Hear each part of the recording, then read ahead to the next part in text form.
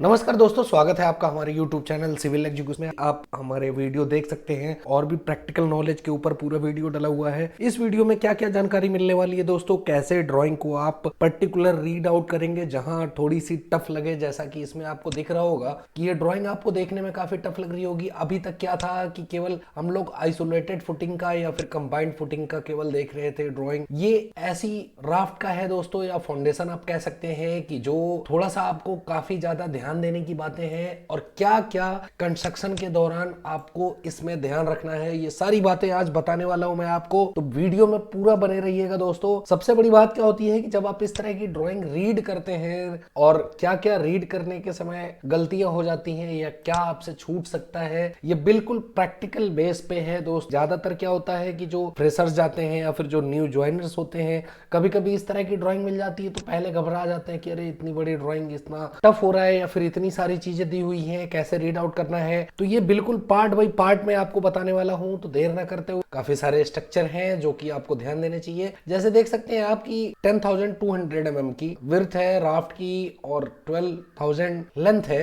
कि इस राफ्ट में कितने सारे कॉलम है दोस्तों, दो 4 2 6 कॉलम हो जाते हैं। साथ में एक यहाँ पे अलग स्ट्रक्चर दिया हुआ है जो कि ये लिफ्ट पिट इसको कह सकते हैं दोस्तों। जैसे यहाँ आप देख सकते हैं ड्राइंग में सबसे सिंपल फंडा दोस्तों, जब भी कोई आप ड्राइंग खोले तो सबसे पहले तो उसमें जितने भी पॉइंट्स है वो आपको कंफर्म हो जाने चाहिए कि हाँ क्या क्या दिया हुआ है। जैसे P1 देखिए, ये स्क्वायर टाइप का दे रखा है, ये P1 है, मींस पेडेस्टल 1। किसी भी कॉलम की यदि हाइट विड्थ से 3 गुणे से कम होती है तो वो पेडेस्टल में कंसीडर किया जाता है दोस्तों। पेडेस्टल क्यों दिए जाते हैं ये भी मैं बताने वाला हूँ। पेडेस्टल 2 टाइप के हैं, P1 है, P2 है। P1 2 टाइप का है, P2 1 टाइप का है। कॉलम और ऑफसेट्स के लिए देखिए, थोड़ा जूम करूं तो जैसे यहां देख सकते हैं दोस्तों, लिफ्ट पिट में अभी जो डिटेल में आपको बता रहा था, यहां एक टोटल प्लान दिया हुआ है जो कि ये प्लान है केवल दोस्तों, जहां हमें क्या शो करता है तो के कॉलम के सेंटर से कितना ऑफसेट है, 230 mm फेस रहता है। फिर यहां देख लीजिए लिफ्ट का साइज क्या है। इनर लिफ्ट का जो ओपनिंग साइज होता है वो 1900 इंटू 2500 है दोस्तों। 2500 क्यों है कि ये सेंटर लाइन है, सेंटर लाइन से 1250 mm इधर, 1250 mm इधर, दोनों को ऐड करेंगे 2500 mm आएगी। नेक्स्ट मींस जो लिफ्ट पिट जब भी तैयार होती है तो बाहर एक वॉल रेडी की जाती है सराउंडिंग, जो कि वॉल की थिकनेस देखिए कितनी दे रखी है, यहाँ देख सकते हैं आप, लिखा हुआ है। अब सेकंड थिंग, पेडेस्टल का पोजीशन देखिए। फर्स्ट जो पेडेस्टल है P2, उसकी पोजीशन नॉर्थ डायरेक्शन में 215 mm है वॉल के फेस से, यानी P1 और P2 के बीच की डिस्टेंस नॉर्थ डायरेक्शन की 907 mm है। ईस्ट वेस्ट में देखिए P1 और P2 के बीच में 900 mm की डिस्टेंस है और P2 जस्ट लिफ्ट के सेंटर में दिया गया है। ये क्यों दिया जाता है दोस्तों, ये भी मैं आपको बता दूं। जैसा कि ये आप सेक्शन देख सकते हैं, ये सेक्शन में ये जो 400 के हैं, ये P1 है, इसके बीच में ये देखिए सराउंडिंग जो ये 3 वॉल दे रखी हैं। तो यदि आप प्लान देखेंगे तो ये पर्टिकुलर इस शेप में आएगा। यहाँ देखिए पेडेस्टल का यूज इसलिए है कि जब भी आपने देखा होगा कि लिफ्ट लगती है तो लिफ्ट का अरेंजमेंट ऐसा होता है दोस्तों कि ये इसको लिफ्ट करने के लिए, डाउन करने के लिए जिनको इस पेडेस्टल्स पे बैठाया जाता है जो कि लिफ्ट को ऑपरेट करते हैं। यहाँ देखिए एक थिंग यहाँ पे आती है रंग, ये रंग लैडर भी बोलते हैं दोस्तों। ये मेनली इसलिए दिया जाता है कि कहीं कहीं जब आपकी वॉल बिल्कुल स्मूथ होती है, जैसे कहीं आपने कुएं में देखा होगा, से जो सेप्टिक टैंक होते हैं उनमें भी कहीं कहीं होता है कि चारों तरफ से जब एरिया पूरा प्लेन होता है तो प्लेन होने की वजह से वहां कोई मेंटेनेंस या फिर किसी और वर्क के लिए कोई साधन नहीं होता नीचे उतरने के लिए, इसलिए वहां पे स्टील के मींस वो MS की स्टील होती है, इस तरह का एक अरेंजमेंट तैयार किया जाता है जो बेंड करके कि इसकी कुछ डिस्टेंस कंक्रीट फेस के बाहर रखी जाती है और कुछ डिस्टेंस कंक्रीट में एम्बेडेड कर दी जाती है जिससे स्ट्रेंथ आए उसमें, और इसी को रंग लेडर कहते हैं दोस्तों। और ये एक फिक्स डिस्टेंस पे प्रोवाइड किया जाता है जिससे कि कोई भी मेंटेनेंस करने वाला पर्सन या कोई वर्कर इसमें आसानी से जा सके और ऊपर आ सके। ये दो चीजें क्लियर हो गई, प्लान आपने देख लिया। नेक्स्ट, जैसा कि सेक्शन के लिए मैंने बताया था, सेक्शन हमें 4A फॉलो करना है, 5 फॉलो करना है। फॉर द फुल डिटेल्स के लिए ये सेक्शन 4 है दोस्तों, जो कि रेनफोर्समेंट की डिटेल शो कर रखा है। रेनफोर्समेंट की डिटेल देख लीजिए, टॉप में भी इन्होंने कैसे शो कर रखा है, Y16 125 means 16 dia 125 mm centre by centre, 12 dia 250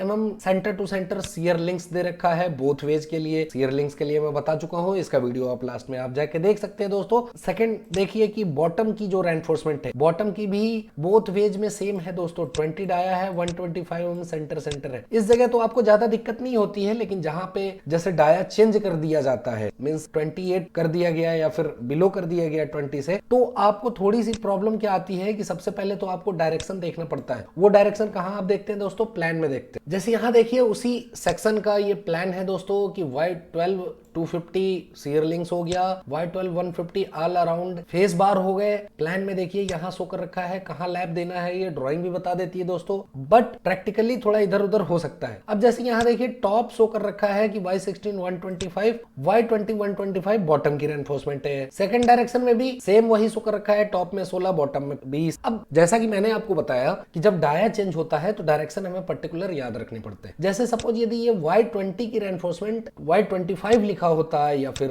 Y16 होती और ये Y25 ही होता बॉटम का, तो जस्ट ये प्रैक्टिकल मैं आपको बता रहा हूं दोस्तों कि इसका डायरेक्शन देखिए कैसे है। यदि डाया चेंज होता तो उसका डायरेक्शन ऐसे है। आप कभी ये गलती मत करिएगा कि ये जो लाइन शो कर रखा है तो आप इस डायरेक्शन की रेनफोर्समेंट को कंसीडर करें, ये बिल्कुल गलत हो जाएगा दोस्तों। तो जहां पॉइंट दिए हुए हैं, पॉइंट का डायरेक्शन आप देखा करिए। पॉइंट की देखिए एक डॉटेड लाइन ये है और एक फर्म लाइन ये है, मींस फर्म लाइन बॉटम की रेनफोर्समेंट है। यदि डाया चेंज होता तो सबसे पहले देखिए ईस्ट वेस्ट डायरेक्शन, जैसा कि मैंने आपको बताया था हमेशा ऊपर ज्यादातर ड्राइंग में डायरेक्शन शो किए जाते हैं जो कि नॉर्थ ऊपर होता है, और ईस्ट वेस्ट की ये डायरेक्शन हो गई जिसमें आपकी Y20 होती है। अब इसमें एक चीज और आपको ध्यान देनी होती है दोस्तों कि ये टॉप में होगा या बॉटम में होगा, क्योंकि ये छोटी सी चीजें हैं दोस्तों, लेकिन यदि थोड़ा आपने ध्यान नहीं दिया तो पूरा राफ्ट आपको रेनफोर्समेंट बाइंडेड किया हुआ खोलना पड़ सकता है, रीबाइंड करना पड़ सकता है। इसलिए मैं ये बता रहा हूं। देखिए जैसे कि इसका सेक्शन 4-4 था, 4-4 का डायरेक्शन ईस्ट वेस्ट की जो रेनफोर्समेंट है वो सबसे पहले लेइंग हो रही है, क्योंकि देखिए जब भी आपको कोई भी आपने ड्रॉइंग बनाया होगा, क्लासेस में बनाए होंगे या एग्जाम में बनाया होगा, तो सबसे पहली जो यदि लाइन शो आपकी हो रही है वो मींस लॉन्गिट्यूडिनल डायरेक्शन की है, और यदि कुछ पॉइंट दिख रहा है तो वो ट्रांसवर्स डायरेक्शन की है। तो यहाँ पॉइंट देख सकते हैं आपकी नॉर्थ और साउथ डायरेक्शन की जो रेनफोर्समेंट है वो डॉटेड में शो किया गया है, और फर्म लाइन जो है ईस्ट वेस्ट की डायरेक्शन है। तो यदि यहाँ पे चेंज होता, मींस Y20 ईस्ट वेस्ट की डायरेक्शन के लिए हम लोग बात कर रहे थे, तो सबसे पहले वही लेइंग होती जो रेनफोर्समेंट चेंज हो रही है, और लेइंग होने के बाद फिर नॉर्थ साउथ डायरेक्शन का रेनफोर्समेंट लेइंग होता, फिर पेडेस्टल्स या फिर वॉल के रेनफोर्समेंट खड़े किए जाते। वॉल्स की रेनफोर्समेंट के लिए देखिए यहाँ फिर दिखा हुआ है रेफर सेक्शन। यहाँ कॉलम मार्क नंबर C3 है, C7 है, C6 है, C6 है, C6A है, कि इसके लिए कॉलम डिटेल्स की ड्राइंग ये रही दोस्तों, जिसमें देख लीजिए C6A का भी है, C6 का भी है, C7 का भी है। क्या रेनफोर्समेंट लग रहे हैं? 10 number 25 dia, 2 number 12 dia, 12 number 25 dia. तो ये डिटेल्स है दोस्तों। ये कॉलम की आप लोग देख चुके थे। यहां से कॉलम के बाद हम आते हैं आगे, सेक्शन 4A का डिटेल देख सकते हैं आप दोस्तों कि यहां देखिए शॉर्ट वॉल कैसे दे रखी है, फिर उसके ऊपर एक बीम दे रखा है, जो बीम की रेनफोर्समेंट कैसे बाइंड होगी। एक जो ये वॉल तैयार हो रही थी 3 साइड से, उसकी इन्होंने वर्टिकल भी शो कर रखा है कि Y10 है, means 10 dia 150 centre both ways दे रखा है। इस तरह से आप सारी डिटेल्स देख लेते हैं कि ये पेडेस्टल में स्ट्रिप्स का दे रखा है कि Y8 150 सेंटर रहेगा। वर्टिकल देखना है पेडेस्टल का दोस्तों, तो एक देख सकते हैं आप, ये P1 की डिटेल है दोस्तों, जहां देख सकते हैं 400 बाई 400 का कॉलम है, 16 डाया 8 नंबर है, स्ट्रिप 8 डाया 150 mm की सेंटर पे है, और P2 पेडेस्टल्स की भी डिटेल्स सेम आप देख सकते हैं। यहाँ पे स्पेशल डिटेल्स में आपको ये ध्यान देना है दोस्तों कि आखिर है क्या चीज, या फिर क्या कुछ अलग दे रखा है या फिर नॉर्मल है। ये सारे ड्राइंग आप यदि फुल रीड करते हैं तो आपको बहुत ज्यादा फायदा होता है। ये देख सकते हैं आप, डिटेल ए यहाँ पे है। देखिए दोस्तों स्पेशल डिटेल्स में आपने वर्टिकल कॉलम के देख लिए हैं, Y10 150 सेंटर है, आउटसाइड इनसाइड बोथ में है। यहाँ आरसीसी कॉलम के पास मेनली रेनफोर्समेंट कैसे एम्बेडेड होगी वॉल की, क्योंकि आप भी जानते हैं कि जहां ज्वाइंट होते हैं वहां सबसे ज्यादा क्रैक होने के चांसेस होते हैं, या ज्वाइंट सबसे ज्यादा वीक होता है किसी भी स्ट्रक्चर में। तो यहाँ प्रिवेंशन के लिए दोनों वॉल की रेनफोर्समेंट को LD मींस जो डेवलपमेंट लेंथ होती है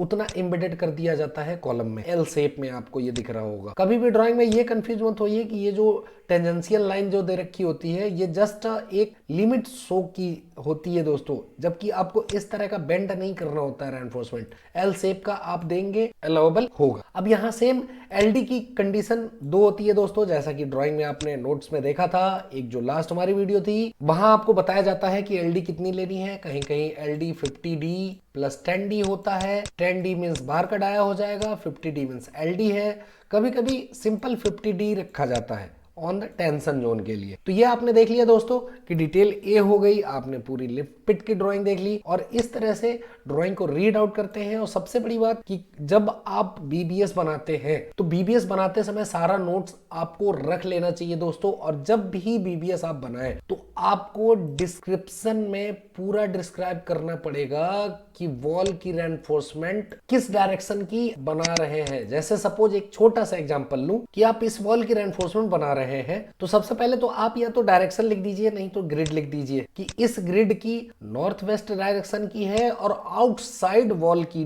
रेनफोर्समेंट है। क्योंकि यहां तो देखिए दोनों डाया सेम है, लेकिन बाई चांस कभी कभी ऐसा होता है कि इनसाइड वॉल का रेनफोर्समेंट अलग है, आउटसाइड वॉल का रेनफोर्समेंट अलग है। उस समय आपको डिस्क्रिप्शन में पूरा देना पड़ता है। और इसकी भी एक मैं वीडियो लेके आऊंगा आपको दोस्तों कि कैसे डिस्क्राइब करते हैं बीबीएस को या फिर कैसे डिटेल बीबीएस बनाते हैं। इस वीडियो में इतना ही दोस्तों, अब मुझे विदा दीजिए। वीडियो जरूर पसंद आए तो लाइक करें, सब्सक्राइब करें, शेयर करें। आपका बहुत बहुत धन्यवाद इस वीडियो में बने रहने के लिए।